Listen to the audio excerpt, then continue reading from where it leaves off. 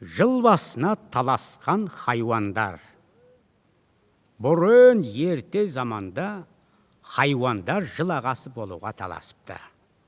Сонда жылқы айтыпты: мен алысты жақын қыламын. Күшімді болса көреді, сүтімді болса ішеді, қылыма шейін арқан жібеседі.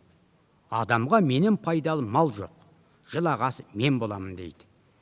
Түйе айтты: сен адамның жұмысын қылсаң сұлы шөп асайтын тамағың үшін құл болдың.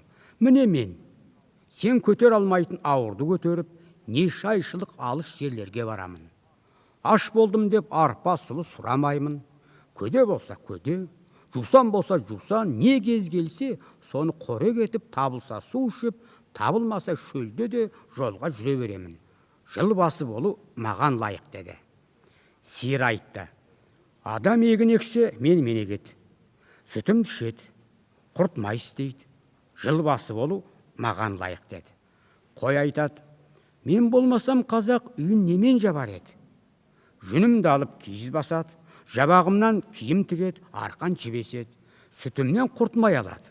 Шаруаға менен пайдаларың жоқ деді. Ит айтты: мен болмасам сендердің көбіңді не ұрлап, не қасқыр жеп тауқсар еді.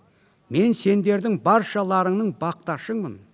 Дұшпан көрінсе үріп абалап, еме хабар беремін деді. Тауық айтты: мен болмасам кісі ерте жұмысына бармай, ұйықтап қалар еді. Мен таңертең тұрып, таң атты деп шақырып, хабар айтамын.